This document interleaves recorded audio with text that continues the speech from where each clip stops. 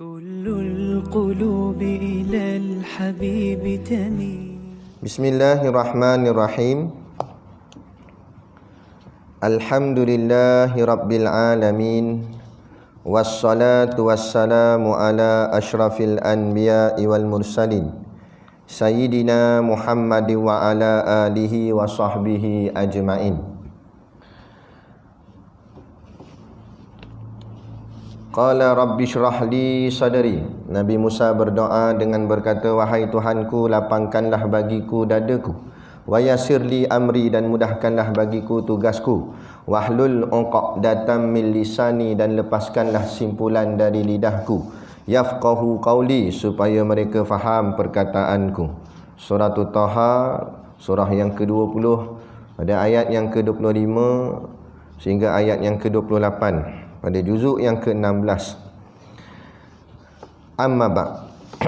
Alhamdulillah, kita sama-sama panjatkan syukur kehadrat-Allah Subhanahu wa taala yang dengan limpah dan kurnianya diizin oleh Allah Subhanahu wa taala kepada kita untuk sama-sama kita berada di dalam rumah Allah dan berada di dalam taman-taman syurga, yakni majlis ilmu kita pada malam ini.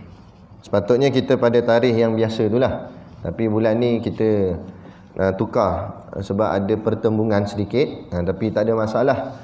Akhirnya alhamdulillah, atas ketentuan Allah kita dapat bertemu juga pada malam ini, insya-Allah. Jadi kita sambung lagi pengajian kitab kita. Terlebih dahulu yang saya hormati pengerusi masjid dan seluruh saf kepimpinannya, para imam, para bilal, tok-tok siap yang tak dapat kita nak sebutkan namanya satu persatu, yang amat-amat disanjungi para asatizah, alim-alim ulama, tuan-tuan guru, ustaz ataupun ustazah yang hadir pada malam ini, mohonlah ditegur kepada hamba yang fakir dalam bidang ilmu ini. Sekiranya apa yang disampaikan dan dikongsikan ada salah dan silapnya, yang kita kasihi ayah-ayah, ibu-ibu, pemuda-pemudi muslimin dan muslimat yang dirahmati Allah sekalian. Baik, Kitab Jawi muka surat 3.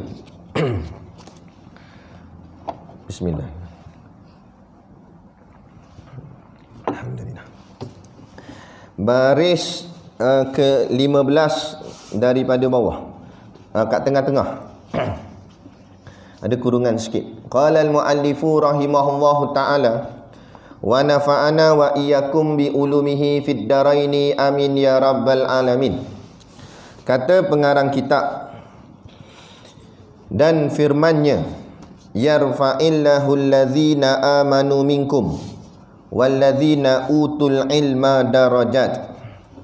Artinya, mengangkat oleh Allah akan segala mereka yang beriman, mereka itu daripada kamu, dan segala mereka yang datang akan mereka itu ilmu akan beberapa darajat.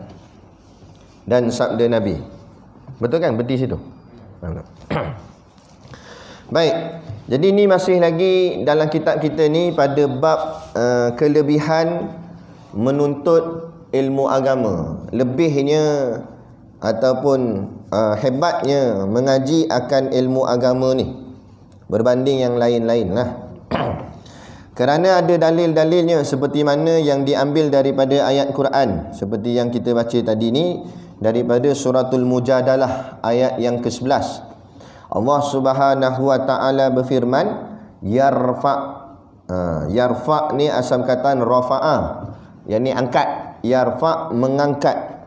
Siapa mengangkat? Allah. Yarfa'illah, Allah mengangkat. Bila sebut mengangkat pada ayat ni, maknanya mula-mula kedudukannya di bawah, kemudian diangkat naik ke atas. Itu makna angkat. Kalau duduk atas dah tu tak panggil angkat. Tapi makna angkat ni mana daripada bawah naik ke atas.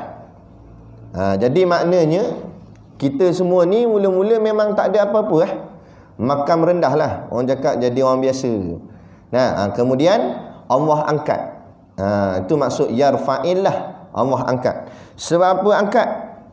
Alladzina amanu, Allah angkat akan, iaitu orang-orang yang beriman. Alladzi itu isim mausul, makna yang. Amanu artinya beriman. Allah mengangkat akan orang-orang yang beriman. Baik. Kemudian Allah kata minkum. Min tu makna daripada, kum tu kamu semua. Makna bila sebut amanu minkum, orang-orang yang beriman daripada kamu, maknanya tak adalah semua tu beriman. Allazina amanu minkum, iaitu orang-orang yang beriman daripada kamu semua. Maknanya semua tu tak semestinya beriman. Kemudian Allah pilih daripada semua tu maknanya semua manusia. Daripada seluruh manusia. Daripada sejak zaman Nabi Adam sampailah umat Nabi kita Nabi Muhammad yang terakhir ni, semua sekali. Tak kira yang tak kira lah yang duduk di Batu Kurau ke, Anak Kurau ke mana, ke Perak ke negeri mana, luar negara, maknanya seluruh dunia. Semua manusia tu bukan semuanya beriman. Kemudian Allah pilih. Tu maksud allazina amanu minkum. Allah pilih daripada kamu semua ni beberapa daripada semua tu jadi amanu, jadi orang beriman. Amanu bukan amanu. Lagi salah faham lah. Amanu. Amanu maknanya daripada jadi orang beriman. Dalam ramai-ramai tu Allah pilih. Pilih jadi orang yang beriman. Maksudnya benda? Maksudnya syukur. Sebab apa? Sebab dalam ramai-ramai Allah pilih kita jadi orang beriman. Kalau Allah tak pilih, jadi ya kita? Tak jadi. Bukan boleh minta ni. Kan? Masa belum lahir, kita belum keluar daripada perut mak kita, ada ke malaikat duk tanya, keluar ni satgi nak jadi kafir ke beriman? Tak tanya. Keluar ikut Allah pilih. Allah pilih keluar beriman. Tu yang keluar wek keluar perut mak, tengok ayah pakai kopiah, mak pakai tudung. Alhamdulillah. Ayah azan telinga kanan, qamah telinga kiri. Maka fahamlah kita, jadilah kita orang Islam, orang yang beriman. Walaupun waktu tu kita tak kenal lagi Islam, tak tahu lagi apa dia rukun iman. Tapi Allah pilih dah keluar tu atas jalan nama Islam dah. Kerana datang lahir daripada keturunan orang Islam. Ayah Islam, mak Islam. Takdir kata kalau Allah pilih kita bukan daripada Islam, wek keluar perut mak, tengok ayah 3 line atas dahi. Macam jelutung. Nampak? Bahagian mak pula nanda merah ni, penuh atas dahi ni. Ayam mak dia kata. Ada? Dah jadi macam mana? Tak ada jadi macam mana? Dah begitu Allah pilih. Tu yang kat luar sana, yang jadi sebagai Hindu, jadi Buddha, jadi Kristian, Allah tetap siap dah. Tapi kalau Allah nak dia kepada Islam, Allah bukakan pintu hidayah kepada dia. Man yuridillahu bihi khairan yufaqihu fid din. Barang siapa yang Allah nak dia jadi baik, Allah faqihkan dia, Allah fahamkan dia akan ad-din, akan agama. Maka akan terbuka hati dia kepada agama. Siang tadi saya ada tengok ada orang kawan hantar di WhatsApp, ada satu perempuan, saya tak tahu nama apalah, sebab video tu dia cuma nak tunjuk perempuan ni kata apa. Perempuan ni dia orang Cina. Dia orang Cina tapi dia Muslim. Dia masuk Islam. Dia masuk Islam umur dia 22 tahun. Umur 22 tahun baru nampak kebenaran Islam dan akhirnya dia memeluk Islam. Tapi bila dia pakai tudung apa semua, tak berapa nampak macam Cina sangat. Nampak macam Melayu pun ada. Sebab muka Melayu ni hebat ni, ni cerita orang Melayu ni. Kita bangga patutnya, syukur. Jadi bangsa dalam banyak-banyak bangsa, kita jadi bangsa Melayu. Sebab apa? Sebab Melayu lah satu-satunya bangsa yang semua muka ada kat dia. Muka macam Cina pun ada dalam Melayu. Muka macam India pun ada. Muka macam Mak Saleh pun ada. Muka Arab pun ada. Muka Bangla pun ada. Macam-macam muka. Betul tak? Kadang-kadang tengok kawan kita jenis mata apa sepek sikit, putih-putih, muka macam Cina. Kan? Saya ada seorang kawan, nama kawan saya Faizal. Nama dia sekarang jadi polis. Belajar sama kolej dulu. Nama dia Faizal, tapi sebab muka dia macam Cina, orang panggil Yap. Ada pelik kawan-kawan ni pun satu hal juga, panggil dia Yap. Ya Ahlai yang panggil dia. Padahal dia orang kita Melayu tapi muka dia ala-ala Cina. Tu kata Melayu ni hebat. Macam-macam muka ada dia. Jadi perempuan yang Cina ni tadi dia meluk Islam umur 22 tahun. Tapi saya terkesan dengan kata-kata dia lah. Lebih kurang 8 minit video tu dia cerita tentang Islam. Dia kata dia nampak kebenaran Islam. Dia nampak Islam ni agama yang suci, agama yang betul-betul mendidik kita menjadi baik. Cuma dia kata minta maaf lah, bukan nak mengguris hati orang Melayu Islam, tapi kadang-kadang ada di antara kita orang Melayu Islam tidak mencerminkan Islam yang sebenar, sehingga tak nampak bahawa Islam tu baik sebenar. Tapi dia belajar, dia kata. Dia tanya ustaz-ustaz dan sebagainya, dia kata sebenarnya Islam ni lah yang elok. Tapi kadang-kadang ada orang Melayu tak ikut Islam, itu yang jadi tak nampak elok. Cuba kalau betul-betul kita ikut Islam, nampak elok kan? Ni dah lah tak ikut Islam, lawan pula Islam. Ada orang Melayu kan? Kita nak haramkan arak, dia boleh tikai. Dia kata arak dengan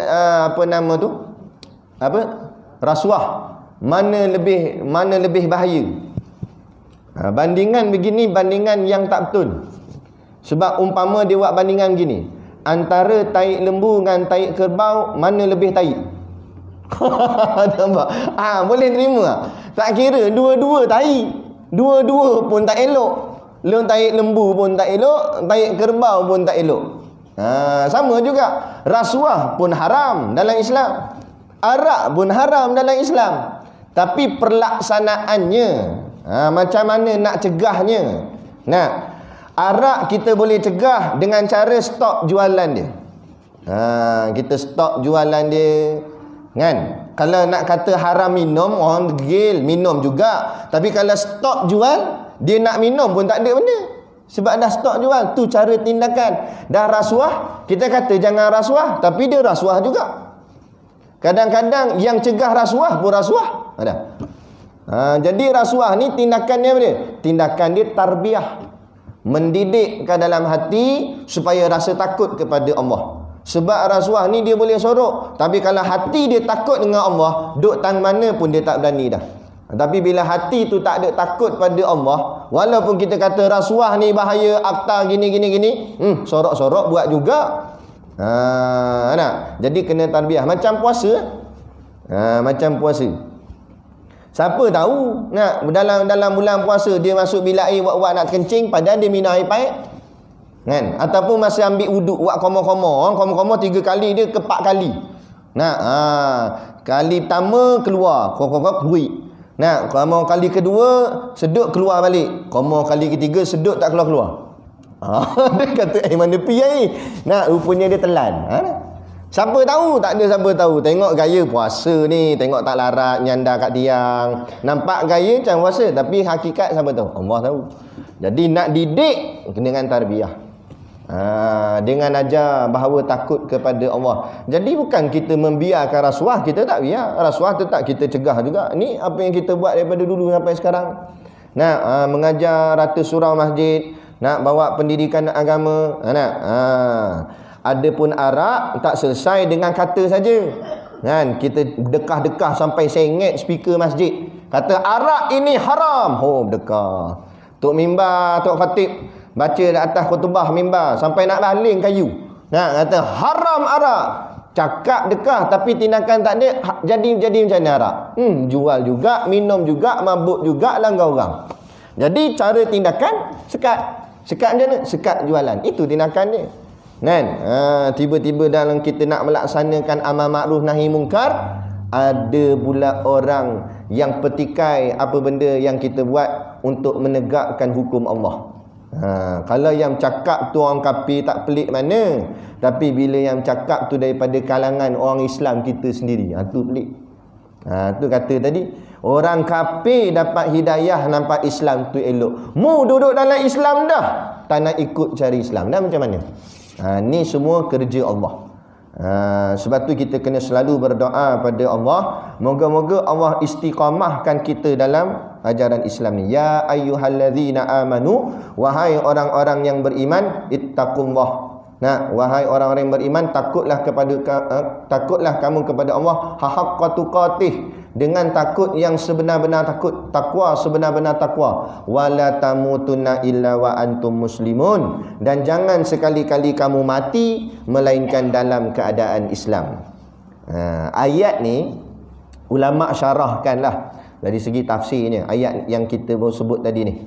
Nah, ya ayyuhalladzina amanu taqullaha haqqa tuqatih wa la tamutunna illa wa antum muslimun, dan jangan kamu mati melainkan dalam Islam. Kenapa Allah kata jangan kamu mati melainkan dalam keadaan Islam? Maka ulama jawab, kerana apa Allah cakap gitu? Kerana ada orang berlaku hidupnya Islam, matinya kafir.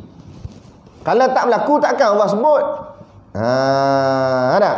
Sebab berlaku Allah sebut, Allah beri pesan. Sebab berlakulah bagi pesan.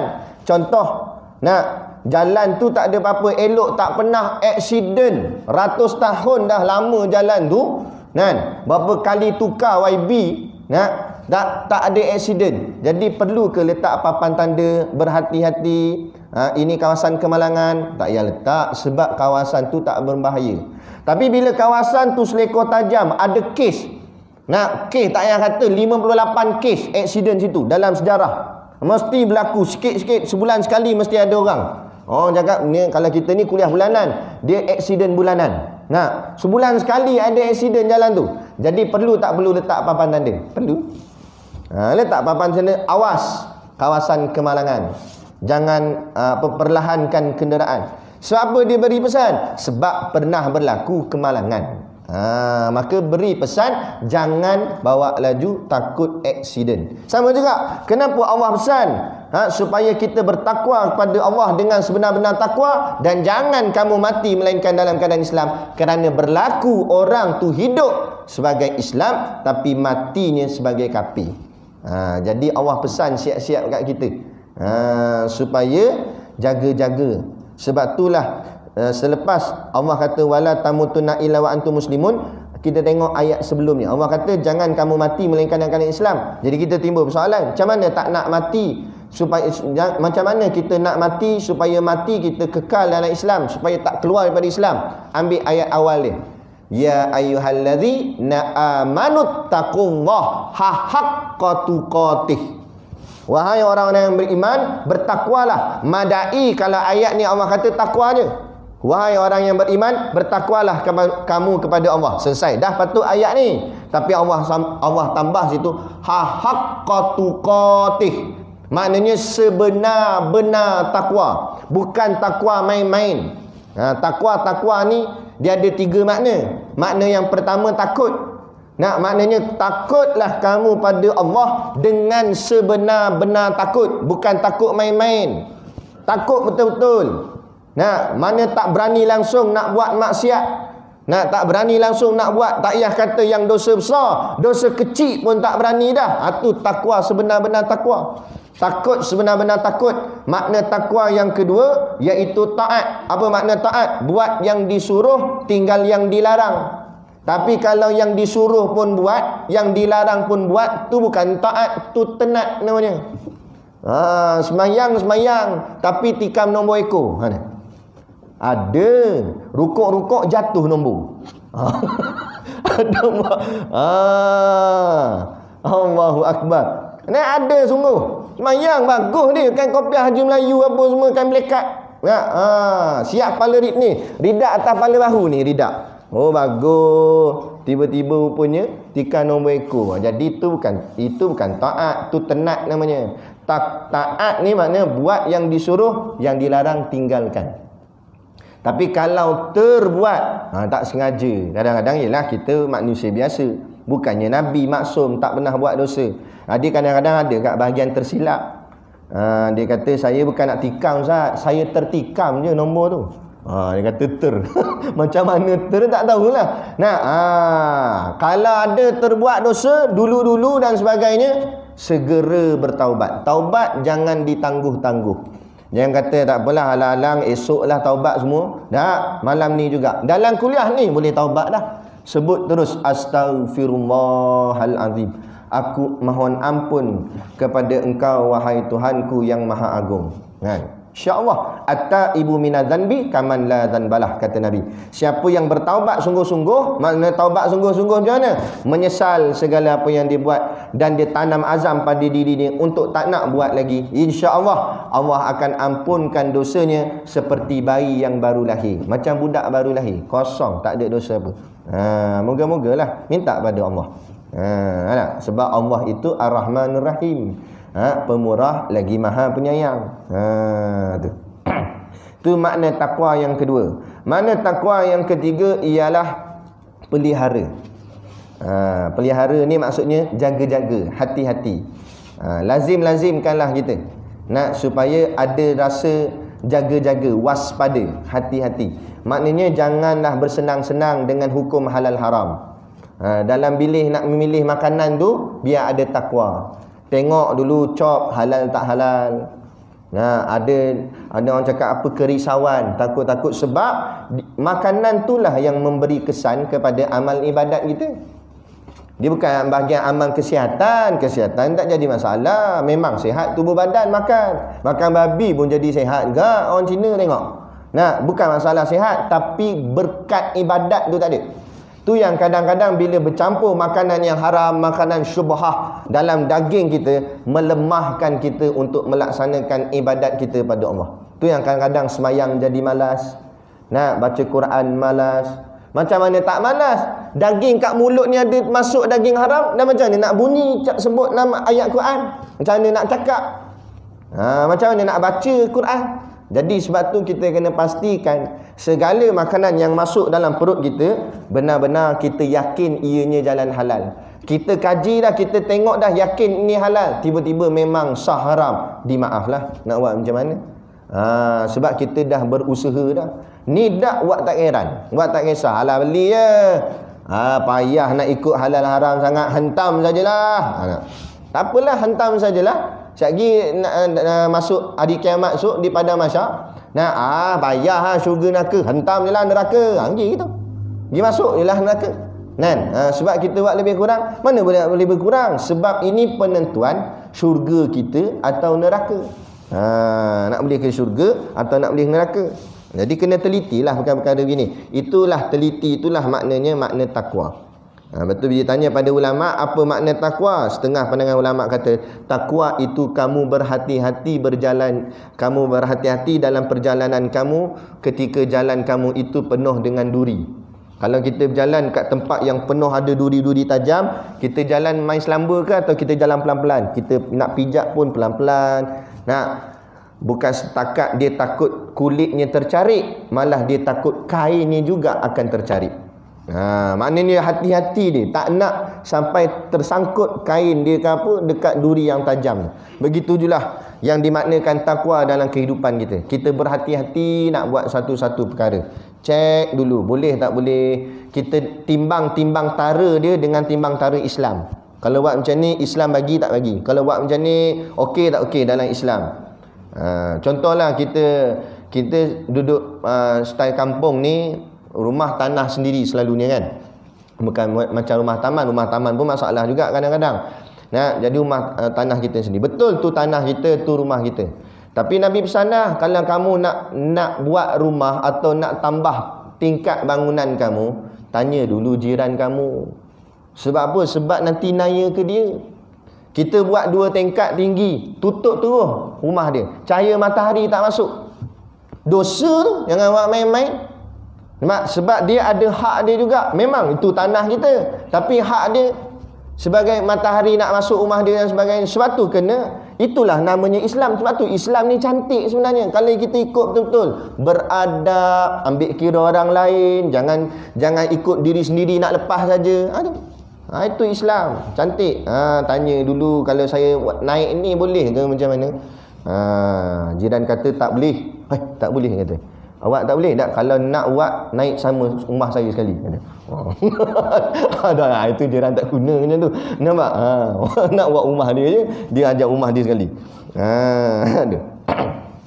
Baik, hadis itulah maknanya sebenar-benar takwa. Maknanya sebenar-benar takut, sebenar-benar taat, sebenar-benar pelihara. Kalau kita buat ni sebenar-benar, insya-Allah mati kita dalam keadaan Islam. Insya-Allah. Allah jamin dalam ayat tu. Tapi kalau kita tak sebenar-benar takwa, yang tu kita takut.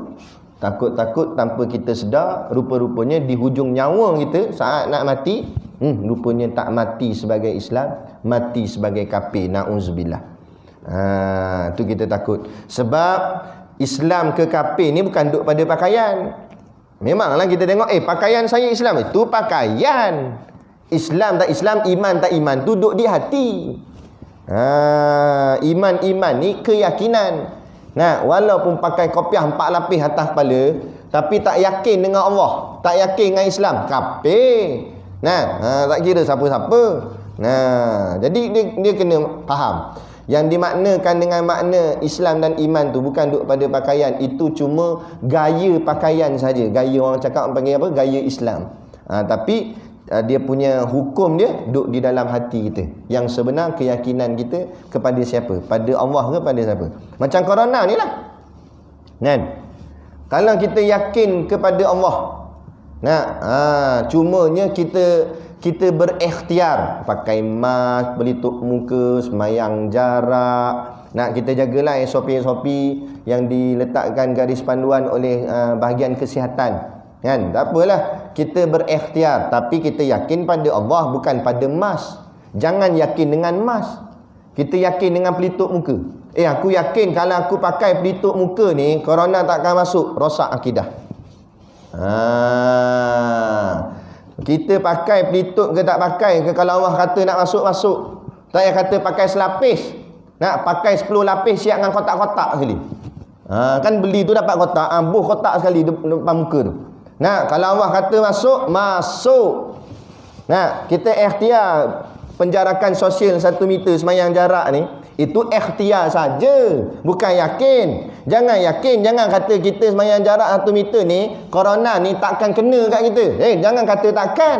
Kalau Allah kata nak kena, tak payah kata 1 meter, 1 kilometer Allah boleh bagi sampai.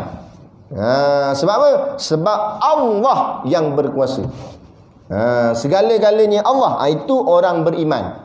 Orang kafir dia percaya pada semata-mata takdir, pada semata-mata apa dia buat, itu kafir. Kita tak yakin kita pada Allah, cuma apa yang kita buat ni sebagai bentuk ikhtiar saja, dipanggil ikhtiar makhluk. Kena ada usaha dan ikhtiar juga, tak boleh main lepas begitu je. Jadi itu adalah namanya orang yang beriman. Bukan apa tuan-tuan, takut apa? Sebab apa kita cakap gini? Takut kita yakin ke emas tu, walaupun kita kaki masjid, tapi yakin ke pelitup muka, mati kafir. Jangan buat main-main. Nampak benda tu remeh, nampak benda simple. Sebab tu kita kena tanam akidah yang mantap dalam hati kita, bahawa keyakinan kita hanya semata-mata kepada Allah. Hanya, tak ada yang lain. Sebab tu kita baca dalam suratul Fatihah, apa kita baca? Iyyaka na'budu. Sebab tu ulama syarah dalam ayat ni, sepatutnya kalau ikut kaedah bahasa Arab, perkataan tu terbalik. Sepatutnya na'budu iyyaka. Maksud na'budu iyyaka, na'budu tu makna kami sembah. Iyyaka kepada engkau.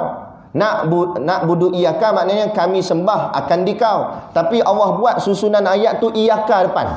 Iyyaka na'budu. Jadi maknanya hanya engkau kami sembah. Maknanya tak ada yang lain. Wa iyyaka nasta'in, dan hanya engkau kami minta tolong. Maknanya yang kita berhajat hanya Allah sahaja, tak ada yang lain. Dan yang lain ikhtiar sahaja, bukan hajat, ikhtiar saja. Boleh jadi selamat, boleh jadi tak selamat, pegang situ. Ni soal keyakinan dan kefahaman. Jadi bila kita dah yakin benar-benar iman kita, itulah maknanya Allah dah pilih kita. Itu Allah fakihkan kita, fahamkan kita dengan soal agama, sehingga dengan kefahaman itulah kita menjadi yakin. Maka dengan yakin itulah sebenarnya pilihan daripada Allah. Macam yang ada pada malam ni yang boleh masuk dalam masjid ni, semua dengan Allah pilih. Siapa Allah nak, kan? Bukan siapa-siapa boleh ni, Allah pilih, Allah jemput. Macam mana Allah jemput? Allah gerakkan hati dia, gerakkan kaki dia untuk melangkah kaki sampai kepada rumah Allah. Kalau orang tu Allah tak nak, walaupun dia nak pergi sampai tengah jalan, tak boleh lah, tayar pancit lah, apalah, tak dapat nak datang. Sebab Allah tak berkehendak. Kalau Allah berkehendak, sampai. Susah macam mana pun sampai. Itu tanda berkat. Walaupun kita mungkin orang susah, motor kita exhaust pun ikat dengan dawai motor. Nombor plate kat 4 tahun dah pecah belakang. Lampu brek memang tak nyala dari dulu lagi. Kan? Makna kata orang susah. Tongkat tak ada, main sandar kot tiang. Orang susah. Susah-susah apa? Boleh sampai masjid. Hebat tu. Allah pilih tu. Ada orang kereta BMW, lampu putih. Lampu dia ring tu. Cantik lampu. Ada orang kereta Velfire, pintu tutup sendiri. Kereta kita tutup sendiri kan? Sendiri kena tutup lah. Nampak? Canggih kereta, dahsyat. Suara kaki bonet tu buka. Kita semua 4 kali tak buka bonet. Makna kata hebat. Orang kaya, kereta mewah. Tapi kadang-kadang bila tak berkat, kereta yang hebat tak boleh sampai ke rumah Allah. Jadi bukan masalah kereta hebat tak hebat. Masalahnya berkat ke tak berkat. Jadi yang kita nak ialah keberkatan. Biar kita tak berapa power pun, tak berapa mewah pun, tapi bila berkat, mudah untuk buat ibadat. Itulah tanda berkat. Nak tahu hidup kita berkat tak berkat, mudah ke susah kita buat ibadat. Kalau mudah buat ibadat, insya-Allah itu tanda berkat. Kalau susah, cek balik ada apa yang tak kena dengan diri aku ni. Ada dosa ke apa ke, taubatlah, istighfar banyak-banyak. Tu. Jadi bila Allah pilih, Allah kata yarfa'illahu allazina amanu minkum. Allah angkat beberapa orang dari kalangan kamu itu jadi orang-orang yang beriman. Allah angkat darjat. Dalam ramai-ramai manusia, Allah pilih kita jadi orang yang beriman, yakin pada Allah. Ada perempuan Cina tadi yang saya cerita tu, dia kata dia bersumpah dekat dalam video tu lah. Dia kata, saya berani menyatakan bahawa walaupun saya masuk Islam baru umur 22 tahun, tetapi saya cinta kepada Islam lebih daripada nyawa saya sendiri, dia kata. Dan saya nak mati dalam Islam. Dan saya takkan tinggalkan Islam, dia kata. Allah, kita dengar tu, aduh. Kadang-kadang kita renung balik diri kita. Kita yang sejak lahir Islam dah, kadang-kadang tak berkata begitu. Kan? Orang yang dapat hidayah Allah bagi kat dia umur 22 tahun. Dan dia kata dia malu depan audiens tu, ramai orang kita lah, orang Melayu. Dia kata saya malu dengan tuan-tuan, dia kata. Sebab saya sudah tertinggal lama. Saya 22 tahun baru kenal Islam, baru nak belajar segala-gala tentang Islam. Tapi tuan-tuan untung, dia kata. Tuan-tuan sejak lahir sudah Islam. Boleh jadi tuan-tuan sejak lahir lagi, mula-mula umur kecil lagi, budak lagi, dah pandai dah baca Quran pelan-pelan, Iqra. Saya umur 22 tahun baru nak belajar alif bata, baru nak kenal, baru nak baca Quran. Ada. Jadi kita ambillah ini sebagai satu nikmat yang sangat besar Allah beri pada kita. Pandanglah. Sebab iman ni bukan boleh dibeli. Kalau tak ada iman, Allah, iman rosak lah. Lepas tu nak pergi Tesco je, pergi cari kalau ada. Tak ada. Itu satu cerita. Tak tahu di sini dah pernah cerita tak. Kalau tak pernah pun, kalau dah pernah pun, saya cerita lagi. Kadang tuan-tuan tak ingat juga ada. Cerita banyak kali pun tak apa. Kan? Tapi kalau ingat pun, menjadi kemahlah cerita tu nanti. Boleh sampaikan kat orang lain. Cerita pasal Tok Guru kita lah, Tok Guru Siddiq Noh. Dia dulu kena tahanan ISA tu. Jadi duduk dalam tahanan tu, tahanan ni dia taklah ketat sangat macam penjara apa bagai tu. Maknanya dia kena tahan je lah dalam tu. Jadi adalah seorang ni, dia ditugaskan macam runner, dipanggil runner lah orang kita panggil. Maknanya dia keluar pergi beli barang. Tapi dalam kawalan lah juga. Cuma dia bagian wakil. Jadi dia pergi jumpalah seorang-seorang, tanya nak beli apa. Aku nak keluar pergi kedai. Yang pergi tu Cina, Apek. Dia tanya seorang-seorang, sampai kat Ustaz Siddiq, dia tanya, Haji Haji mau apa? Saya mau keluar ni. Kata Ustaz Siddiq, boleh tak tolong belikan satu benda? Boleh, awak tak boleh? Boleh, kata Apek tu. Kan? Haji punya pasal saya cari sampai dapat dia kata. Nak. Dia memang kaki bodek orang mata sepek ni. Nampak? Kan? Jadi kata Tok Guru pun, Ustaz Siddiq, dia kata ginilah, tolong belikan saya iman 1 kilo. Dia pun tulis kat kertas, iman 1 kilo. Lepas tu dia tanya balik, 1 kilo cukup Kata. Cukup 1 kilo. Kata Ustaz Siddiq, cukup dah 1 kilo. Okey 1 kilo Okey 1 kilo. Iman Iman. Okey baik. Dia tulis. Lepas tu dia pergi kedai. Barang orang lain yang orang lain order semua dapat. Barang Ustaz Siddiq seorang ni je tak dapat. Dia pergi habis satu kedai ke satu kedai. Dia tanya, ada iman Iman mana ada? Nampak? 1 kilo pun tak ada. Setengah kilo tak ada. Setengah kilo, tak payah setengah kilo, tak ada langsung. Kata. Oh payah dia kata nak cari. Lah kali dia balik dia tanya, Haji semua barang lah saya dapat. Tapi Haji punya barang saya tak ada dapat. Saya sudah cari habis semua kedai lah. Tak ada. Ini apa barang mau banyak susah mau dapat. Ini apa punya barang kata. Cina tu tanya. Ustaz Siddiq kata memang tak dapat sebab iman ni tak ada jual kat kedai. Dah tu dia tanya, dia pelik nampak? Dia kata iman ni anugerah Tuhan. Allah bagi. Haji. Kawan tu nanya jadi. Tapi tu cara ulama nak menyampaikan dakwah. Kita pergi terus bantai ayat Quran mana dia faham. Kita pakai dengan logik gini. Bagi dia nampak bahawa ni iman tak boleh dijual beli. Iman tak ada nak pergi cari pergi beli, tak ada. Allah pilih, Allah anugerahkan. Kita ni untung Allah bagi kita iman. Bukan kita minta ya Allah bagi saya iman. Tak, memang Allah bagi dah kat kita. Dalam ramai-ramai walaupun muka kita tak handsome mana, tapi Allah pilih kita jadi orang beriman. Daripada Mak Saleh, hidung tajam ke depan gini, dagu ni lekuk boleh bos shilling sini. Nampak? Lesung pipit sampai kening lesung pipit. Putih, lawa muka tapi kapi. Apa? Lawa-lawa pun kalau kapi, duduk dalam neraka, kena bakar dengan api. Nak? Orang lawa macam mana pun masuk api, keluar makin lawa ke makin hodoh? Makin hodoh. Tu. Ya kita hidung kembang sebelah apa? Tapi beriman. Telinga capang macam piring astro. Tapi beriman. Untung. Bukan masalah muka. Masalah kita nak ke mana? Syurga ke neraka? Nampak lagi nikmat besar Allah bagi kat kita dengan nikmat iman. Tu. Beruntung kita. Jadi kita nampak benda ni. Jadi mayang isyak lagi nak sujud yang terakhir. Nampak?